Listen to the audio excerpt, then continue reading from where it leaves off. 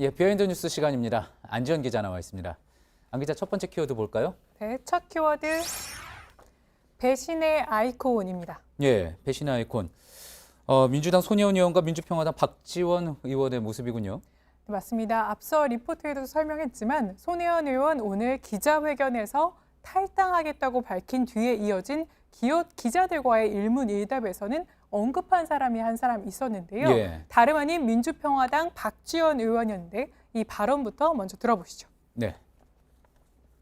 박지원 의원님과 그리고 제가 의심하고 있는 바닷가 최고의 자리에 올 그 고층 아파트의 건설 계획에 관련된 분들을 할 수만 있다면 함께 검찰 조사 받고 싶습니다.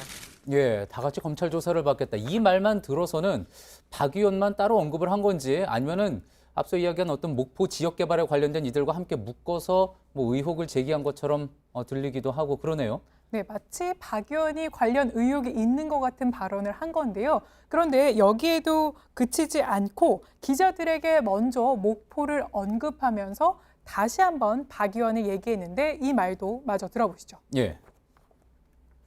혹시 제가 목포에 후보로 나올 것이라는 그런 질문 없습니까?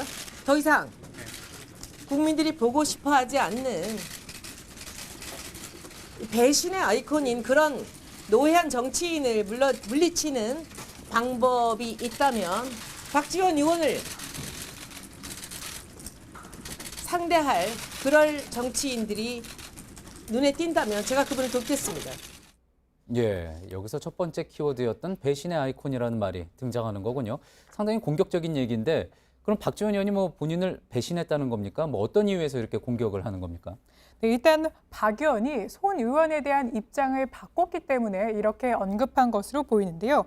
박 의원은 일단 논란이 된 이 전남 목표가 지역구인 의원입니다. 예. 그런데 의혹이 막 제기된 초만 하더라도 박 의원은 이렇게 페이스북을 통해서 이 손 의원의 부동산 매입을 투기로 보지 않음을 지금도 확신한다. 이렇게 손 의원의 주장을 옹호했습니다. 그런데 예. 손 의원 관련 의혹이 점차 커지면서 19일에는 이런 페이스북을 올렸는데요. 이 손 의원이 향해서 국회의원직을 사퇴하고 복덕방을 개업했어야 옳다라고 하면서 저도 속고 모두가 속았습니다. 이렇게 얘기한 바 있었습니다. 예. 자, 그렇다면은 오늘 이렇게 손혜원 의원이 한 이야기에 대해서 박 의원 쪽에서는 입장을 내놨습니까? 박 의원 오늘 발언에 대해서 페이스북에 글을 올렸는데요. 한마디로 말해서 특별히 언급할 가치가 없다 이렇게 얘기했습니다. 그러면서 이렇게 지역 신문을 하나 같이 올렸는데 보시는 것처럼 박 의원이 서산 온금지구의 재개발에 제동을 걸었다 이런 내용의 기사를 올린 겁니다. 이는 손혜원 의원이 제기한 박 의원이 아파트 건설을 위해서 해당 지구의 고도 제한을 풀었다 이런 의혹을 정면으로 반박한 겁니다. 예. 본인의 소셜미디어를 통해서 이 기사 자체를 링크를 걸었다. 이렇게 어떤 의미에서 해명을 한 것이다. 이렇게 볼 수 있다는 거군요. 알겠습니다. 다음 키워드로 한번 좀 가볼까요? 네, 다음 키워드는 셧다운과 아내들입니다. 예, 셧다운과 아내들. 어떤 내용입니까? 네, 미국 연방정부의 이 셧다운이 한 달 가까이 이어지면서 다름 아닌 아내들이 구설수에 오르고 있었습니다. 예. 트럼프 대통령의 영부인인 멜라니 여사로 보이는데 어떤 구설입니까?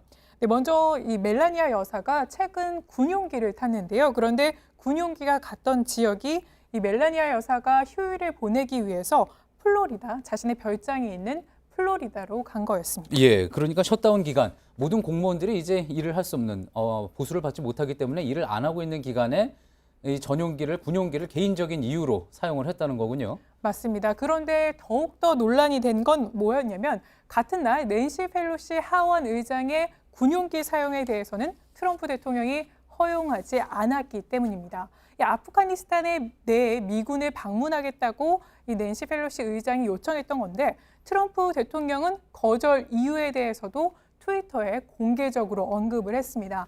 보시는 것처럼 80만이나 되는 사람들이 보수를 받지 못하는 이때, 그러니까 셧다운인 지금 이 시기에 왜 낸시 펠로시는 이렇게 대외 일정을 떠나려 하느냐 이렇게 얘기하면서 거절한 겁니다. 예, 그러니까 영부인은 휴일을 보내기 위해서 떠나는데 군용기를 사용을 했고 낸시 펠로시 하원 의장은 어떤 공무적인 출장을 가려고 하는데 군용기를 내주지 않았기 때문에 어찌 보면 좀 억울한 면도 있겠네요. 맞습니다. 그래서 낸시 펠로시 의장 측도 트위터에 이에 대해서 반박글을 올렸습니다. 이 대변인이 글을 올린 건데 보시는 것처럼 트럼프 대통령도 셧다운 기간 중에 공화당 의원들과 함께 이라크를 방문한 바 있다. 그러니까 왜 자신만 안 되냐 이런 식의 얘기를 한 거고요.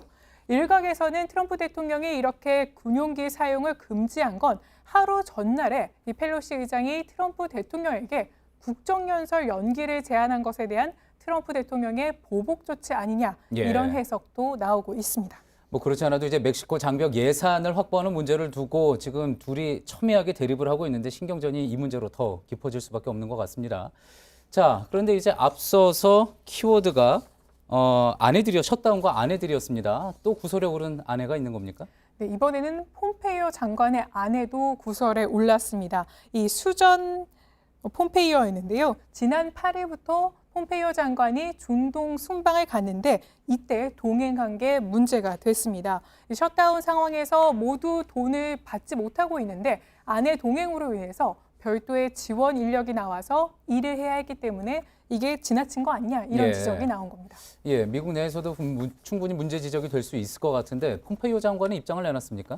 강력하게 항변을 했는데 자신의 일을 대신해줬다. 그렇기 때문에 아내는 동행이 아니라 출장을 간 것이다. 이렇게 얘기했습니다. 예, 자 앞서 이성대 기자가 출연을 해서 분석을 하기도 했는데 이 셧다운 문제가 북미 정상회담 협상하는 데도 지금 영향을 주고 있다는 분석 나오지 않습니까? 여러모로 빨리 해결이 돼야 될 것 같습니다. 잘 들었습니다. 비하인드 뉴스 안지현 기자였습니다.